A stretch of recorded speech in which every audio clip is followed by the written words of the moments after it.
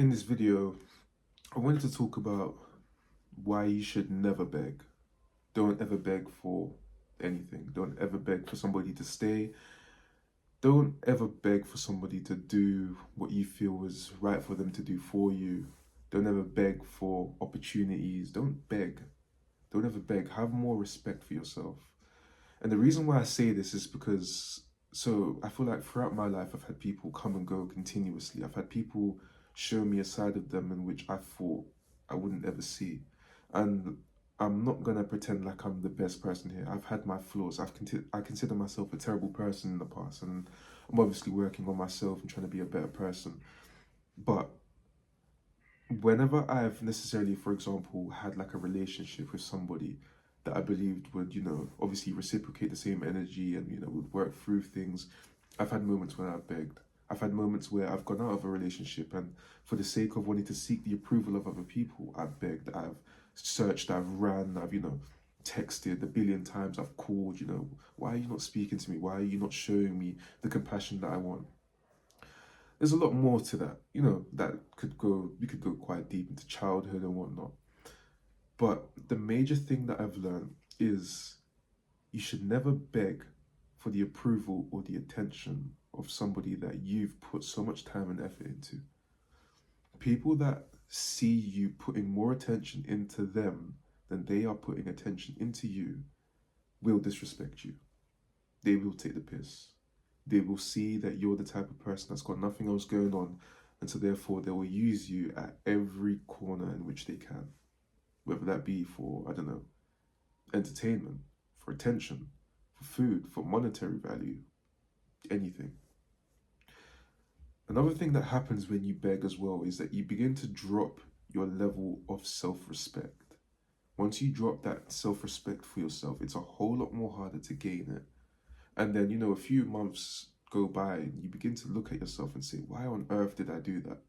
Whenever you look at yourself, maybe when you were a teenager and all those little cringe things that you used to do, then you look at yourself now and you thought, what on earth was I doing? That's exactly what happens when you start to beg for somebody. And I think one of the most difficult things about begging for somebody as well is that you're likely to do it again. Even me having this conversation with you, we're talking about, maybe past relationships, you've loved somebody so much, it's ended, and you've now gone and begged for them to come back, because you've just been completely starstruck by love. Regardless of the amount of growth that you do, the amount of work that you do on yourself, I'd say maybe 5 to 10% of the time, you'll get into a new relationship and you'll still have those little tendencies. So I think it's important, although you understand that you shouldn't beg, that you will still be a work in progress. Things will take time for you to, overcome those inadequacies and those insecurities in yourself that have caused you to beg somebody to stay.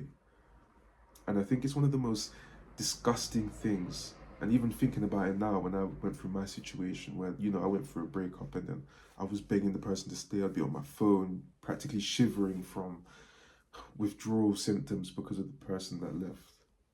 And I think and I say, why on earth did I allow myself to get that low that I had to depend on somebody else for basically my own survival? You're your own functioning human being. You should never allow yourself to rely on somebody else.